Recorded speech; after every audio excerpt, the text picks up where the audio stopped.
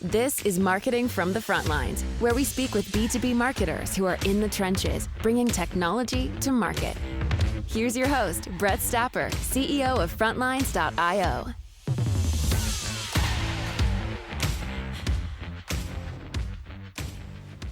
Hey everyone, and thanks for listening. Today we're speaking with Levi Lindsay, VP of Marketing at Hona. Levi, what's going on? How's it going, Brett? Good to be here. Yeah, super excited to have you here. So how we like to begin these conversations is with the big question of why and how did you end up in this world of marketing? So let's go ahead and start there. Oh man, I stumbled into marketing, thankfully. I was fixing windshields for about 10 years here in Utah. And then I started a video agency because a buddy of mine said, "Hey, I got this idea to start a video agency." And then that's how I kind of started into marketing. Typical founders didn't know what the hell we were doing, so it all imploded in on itself. And then luckily, Kizik, a shoe company, picked me up and allowed me to do marketing in-house, and I've been in-house ever since. And what's really inspired your approach to marketing? Are there any brands? Are there any specific CMOs or marketing leaders that come to mind? Yeah, so when I was at Kizik, the shoe company, my CMO, Alex MacArthur, was the former CMO of Purple Mattress. And that was a really cool success story out of Utah. And one way he's always approached marketing that I've tried to take anywhere is to make sure you focus on demand gen so that you can do demand capture. I like to tell people it's like you have to warm the hard no's into maybes, and then you have to warm the maybes into yeses. And a lot of times you get in the trap of just scooping up all the yeses, but you didn't do any work to warm anybody up into a yes. So you just kind of get while the getting's good and then you hit a wall. So he's really good about going and creating awareness and doing a good content mix into making sure that your funnel never runs dry. And what is the product that you're marketing today? Let's maybe zoom out a little bit. What does Hona do? Yeah, our flagship product is if you're going through a legal case, a lot of these are personal injury cases. So let's say you got into a car crash, you reach out to a personal injury lawyer. Now it's like, well, I haven't been through a legal case before. So what does this look like? We are the pizza tracker for legal cases. So you can log into your Hona app and see, oh, they need some documentation from me. Oh, they need a signature. And it just walks them through each step. And you can track it like you would a package of like when you order something on Amazon, it's label created, shipped. For us, it's like you're in the demand phase. Here's a video about what that means. Oh, you're in the discovery phase. Here's a little video about what that means. And so just allowing customers to educate themselves on their own legal case. I'm unfortunately going through a lawsuit now. I'm suing someone, so I'm not being sued. But it's interesting you mentioned that because that was my initial question with the lawyers. Like, what does this all look like? Like, okay, we do this file. Like, what happens? Because I have absolutely no idea. So that makes a lot of sense. When you say like pizza tracker, are you talking like the Domino's pizza tracker? Because that's what comes to mind. Yeah, I can't say Domino's pizza tracker officially because we got a cease and desist. So now we just have to say pizza tracker. But Okay. yes, exactly. Yeah, And for the record, you didn't say it. I said Domino's there. That was the you said it. And I said it's like unto that. Yes. That's awesome. And where did that begin where you started using that analogy? Because like maybe I'm just like the market, but like it resonates for me. Like the pizza tracker, I know exactly what you're talking about when you say that. How'd you stumble across that analogy and know that that was a good one to use? Yeah, I think Matt, one of our co-founders, started using that in the early days as he was trying to explain to people what the heck this thing was.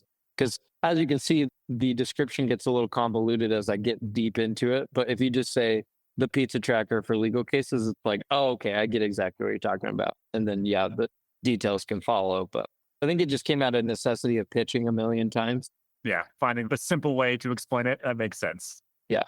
And then who's the actual end customer? So who's paying you money? Is it the consumer or is this offered to lawyers and then lawyers offer to their clients?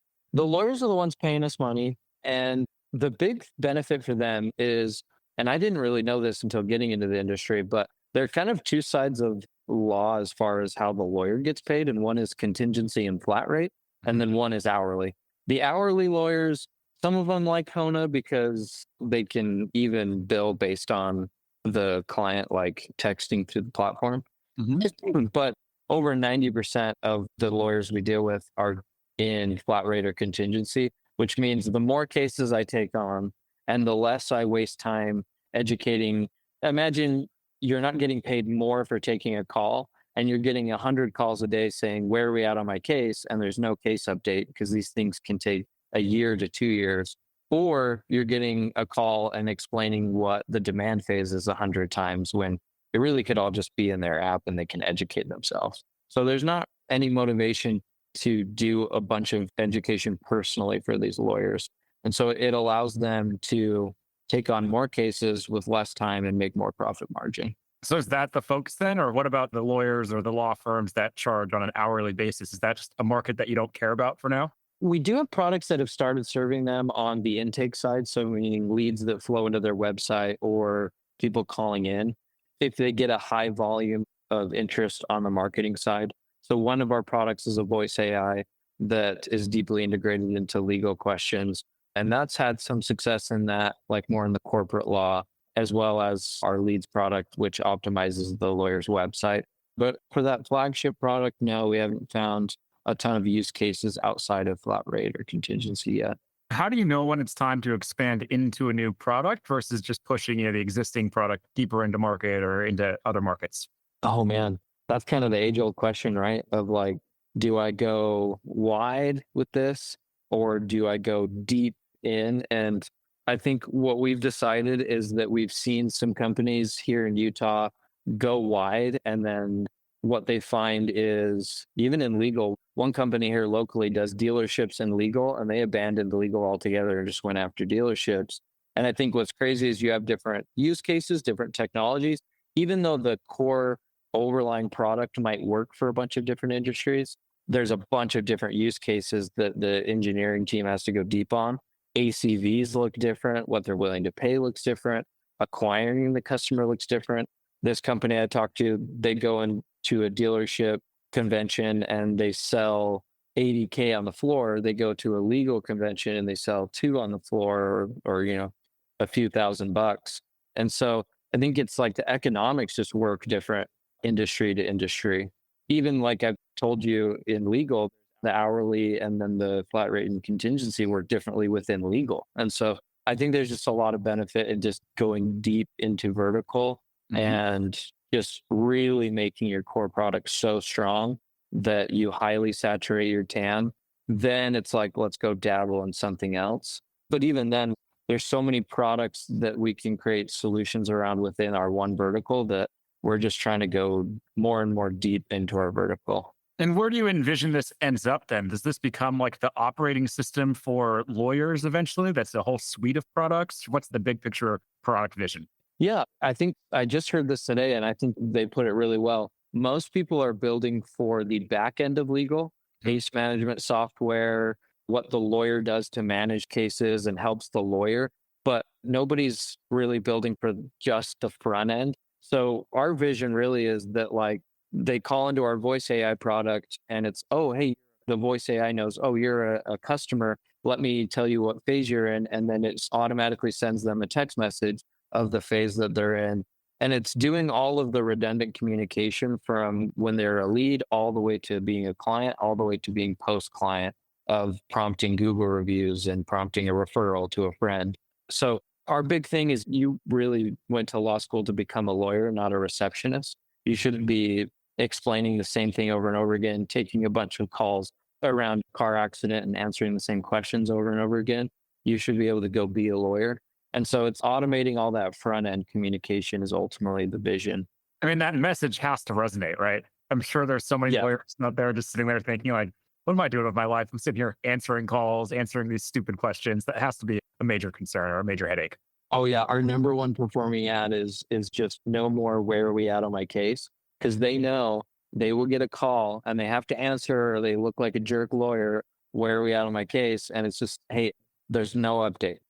Okay, well, what does that mean? And then you have to dig in and then it's 30 minutes out of my day and I'm not getting paid any more on that case because it's contingency or it's flat rate. This show is brought to you by Frontlines Media, a podcast production studio that helps B2B founders launch, manage, and grow their own podcast. Now, if you're a founder, you may be thinking, I don't have time to host a podcast. I've got a company to build. Well, that's exactly what we built our service to do. You show up and host, and we handle literally everything else. To set up a call to discuss launching your own podcast, visit frontlines.io/podcast. Now, back to today's episode. What other ads have you done? Any ads that come to mind that you like thought it was just going to be a killer ad? A month ago, I launched an ad that I thought was going to be killer. It sucked. Do you have any ads like that that you thought were going to be really good that just didn't go anywhere? Oh man, we've definitely had some doozies. That's one thing I like about being D2C and coming into B2B is I treat the marketing like it's D2C. And it's actually, our paid has been cranking because I do a bunch of like top level, really highly produced hero videos that have been doing really well. Then I just pump out a lot of statics that like maybe 1 out of the 10 actually survive and stick around. But that's what's cool about the quick stuff, like UGC and stuff. I can just cycle it in and be like, that didn't work. And it's always so funny to see like you put a lot of work in, like you're saying, into one ad and it doesn't work. But then there's one that you're like, I made that for free in my office one day on a whim. Took me an hour. Yeah. I think my best ad was one we actually like wrote on a notepad and just like wrote the message and then took a picture of that and posted it. That one works. The one I spent like $5,000 making like doesn't go anywhere. I think that's the rule. The more the less impact it's going to have. Yep.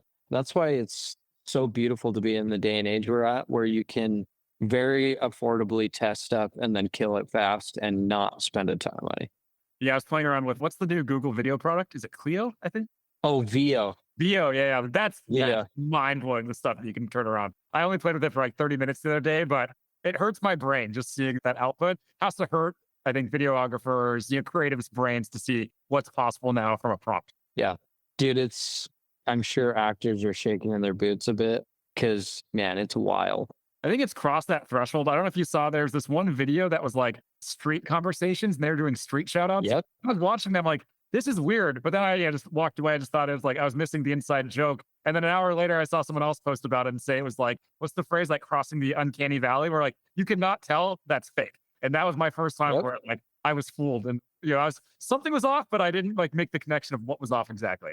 Yeah, it's getting to the point, man. You look at the evolution so far of like from Will Smith eating spaghetti to where we're at now. And we're not totally there yet, but man, in a year, I mean, people will probably be making full blown AI movies. And instead of being director on set, you're just going to be a director behind your computer. Have you watched Mountainhead? This just recently came out. No.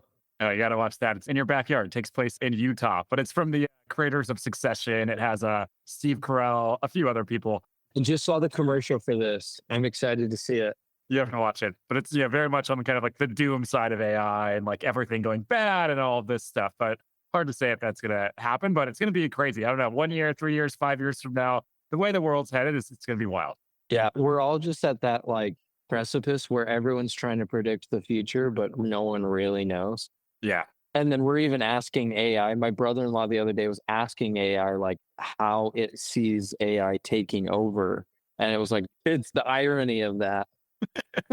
I feel like a lot of those predictions reminds me of like Bitcoin over the last 10 years. Like every like few months, there's, JP Morgan says the price will be blah, blah, blah. And like, if you just keep saying shit long enough, like eventually you're going to be right. A lot of that AI stuff, I feel like that's like, 31% of jobs are going to be replaced in the next 5 years. Like if you just keep saying that, eventually you're probably going to be right. That seems to be. Yeah, it's like The Simpsons. They've made enough episodes now that they've predicted the future several times. And it's just because they've made so much content. That's so true. What else on the AI side? Are there any like practical ways that you're using AI in the day to day, like outside of like just normal as a co-pilot, I would say? Yes, I try to do, actually, I just implemented this with my team, AI moments once a week, because I don't want my team to get behind in this inflection point where I've hired most of my team in a pretty non-AI environment. But I keep telling them like, hey, your next job, they're going to ask you how good of a prompter you are. They're going to ask for times you used AI and the effect it had on the success of the campaign and da-da-da-da. That's going to be the environment that you leave Hona in. And so I don't want to be the boss that like lets them sleep on that. And I also, selfishly, I want us to produce more and not get behind. So we're using ChatGPT heavily. One cool thing I just tried was taking all of our calls from our sales software Fathom and building out the transcripts, throwing it into ChatGPT, and then starting to ask it questions based on our ICP, just saying, what's the number one objection from all these calls? And it was really, really cool. It's just mind blowing when you can do stuff like that. Like the data and the insights that you're able to get for like 30 minutes of work. I went through a very similar exercise recently of like, why do people say no from buying from us? And like for me to go and analyze like 500 conversations, like it just would have never happened. It's not like there's a time savings, like it just would have not happened. But I went through this exercise, spent a while on it because it still takes time to go through, prompt it, get to the answers, the insights that you want. But it was a wildly useful exercise and just still hurts my brain that that's possible. You can just do this so quickly. One thing that trips me out too with all this is there's so many things ChatGPT does where I'm like, that would have been a software company a few years ago that would have gone and raised $90 million in Series A money. But now it's like ChatGPT just does that for a $20 subscription.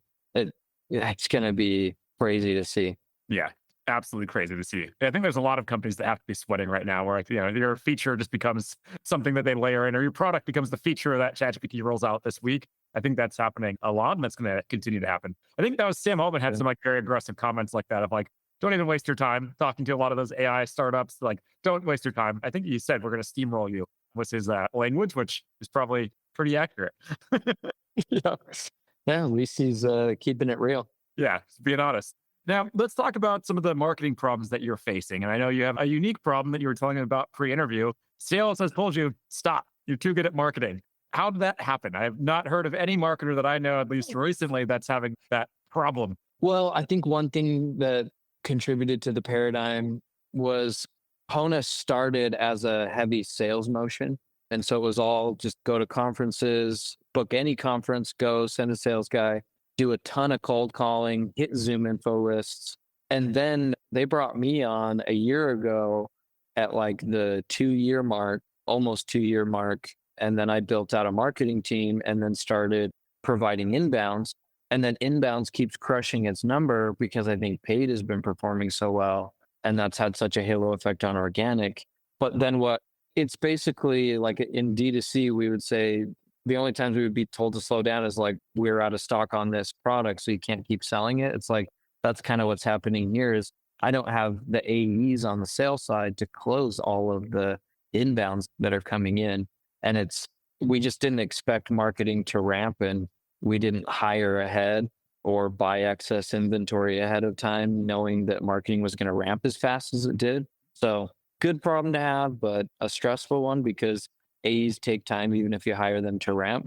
And so right now we're way over what we index on what we thought we would provide or source for sales to close. Part of it too is I think there's just a big interest in the legal market and a big boom in the legal market happening right now where they're starting to be really competitive and wanting to adopt new technologies so that they can get a leg up on their competitor. And so I think that's part of it too. Talking to other marketers in the legal space, they've also had similar problems where there's just a lot happening in legal right now and a big desire for lawyers to level up. And what's driving most of those leads? Is that from Google and search? Is that from Meta? Like, what's driving that? A lot of it's Meta, surprisingly. I did some early interviews when I started with some lawyers, and digging in, it was like, these personal injury lawyers aren't really on LinkedIn, and their employees aren't really on LinkedIn because they live on Facebook, because Facebook and Instagram, because that's where they acquire their customers. And so they kind of ignore LinkedIn. We do find some on LinkedIn, but for the most part, Meta's been just really successful for us. This show is brought to you by the Global Talent Co., a marketing leader's best friend in these times of budget cuts and efficient growth. We help marketing leaders find, hire, vet, and manage amazing marketing talent for 50 to 70% less than their US and European counterparts. To book a free consultation, visit globaltalent.co. Any other platforms that you've tested that didn't work? Like, have you played around with Reddit at all, or X, any of those other platforms? We're going to test Reddit when I'm told that we have more A's in place. I'm going to test Reddit. And Google's interesting because there's not a high search volume for what we're doing. And often there isn't even any search volume because we're creating a category. It's a client portal for no lawyers, like as soon as they open a law firm, is like, okay, now I have to have a client portal for my clients. It's not one of those necessary tools or like essential key tools. It's usually they start feeling the pain and then we advertise to them and they're like, oh my gosh, yes, that's a pain. You have the solution. Let's do this. And that's another reason why Meta, I think, has been doing really well is we can present the problem, they identify the problem, and then we show them the solution and they enter the funnel. But Google is, well, it's high intent. I'm just going to go find the thing that I'm ready to buy, but nobody's searching for us. So Is the idea long term to evangelize this category so that when a law firm is being formed, they go through their list of like, okay, I need an LLC, I need my client portal. Like, is that what you're kind of working towards? Is to evangelize to have that just be the default knowledge that they need to have it? that's a good question. I haven't thought about that. Hopefully, we have enough of a brand that we just start getting a high search term for Hona because we've done a good job at being at the conferences and creating that buzz or having people talk to each other. Like I just started using Clay internally, and it was just because I kept seeing everyone talking about Clay, and it was just like, okay, everyone's talking about this. I have to look it up, and then I look it up, and then it's like, oh, okay, I got to do this. So hopefully, it's more on a brand perspective, like the halo effect happens where people are just specifically searching Hona because they just keep getting this buzz in the legal industry. That'd probably be the hope before evangelizing the category because I think we'll go even well beyond just client portal. Clay is such a good example of that. It's similar. I haven't played with it yet. It's on my list. I need to just dig into the platform, but it felt like, and I'm sure this is wrong, but it did feel like overnight there was some strategy that was executed for like the kind of influencers and B2B marketing to start talking about it. All of a sudden, everyone's talking about it. And like my FOMO just continues to rise. Even you mentioning that, it's like accelerating the need to go and figure out what this platform's all about. So it's definitely working. Yeah, for sure. One thing I like to do, which is probably a bit strange, but whenever I make a purchase, I like to try to like reverse engineer all of the steps that happened before I made that purchase. And I feel like Clay, I haven't made the purchase yet, but that's gonna be a fun one to kind of reverse engineer. But it really just has to come back to like influencer marketing, whatever you want to call it. But I think it's the most simple term. It's like influencer marketing, and then just like the peer pressure FOMO that comes from that. Yeah. Are you guys doing anything on the influencer side? I actually tried very early on, but it's funny. A lot of lawyers don't want to become influencers in the space because they don't want to, they're just heavily resistant to the competition, finding out what they're doing. So it's like, I don't want to tell you the tool I'm using because then you're going to go use it. So there's not a lot of influencer stuff. There's a lot of like little pockets of groups of like masterminds and a lot of networking that goes on. They're very into conferences, a lot of it because they have to be for continuing education. And so I think there are those conversations that happen, but not a ton of lawyers selling to lawyers. Yeah, I can see that. I'm trying to think of like my Instagram feed. Who's that one? There's one guy who's doing a very good job, but it's more like entertainment content. It's not for. Well, and they're trying to get you to use them as a personal injury lawyer. Yeah. But they're not going and making content saying, I'm going to capture a lawyer's attention to sell a fellow lawyer something, right? That's what's been tricky is there's plenty of lawyer influencers in the space, but just their audiences are more the end user, the end consumer. Yeah. Yeah, that makes perfect sense. What else did you try early on from a marketing perspective that didn't work? I basically just cracked open every acquisition channel, like right from the start and just said, I'll pull these immediately. And it was paid influencer marketing, email, and partnerships. And really the only thing that wasn't really successful and isn't still around. I've expanded and brought in, I started contractor and then I was like, oh, that channel's working, bring it in-house. And that's been the case for all of them except for influencer. But partnerships has been awesome, paid. Conference continues to be a huge channel for us. So I have a conference person on my team, partnerships, a life cycle marketer that just crushes. And then I still have paid as an external company because I don't love in-house paid people. Why is that? I don't know. It's probably uneducated to say this, but I'm like, what could you possibly do full time as like the paid ad buyer on my team? It's fair. Like I'd have to be. That's why I asked because I've been with my co-founder saying the same thing, and I exactly you said like, am I just like ignorant here? But like, what the hell are you going to do for 40 hours? Like, for sure there's work, but 40 hours, like, I don't know.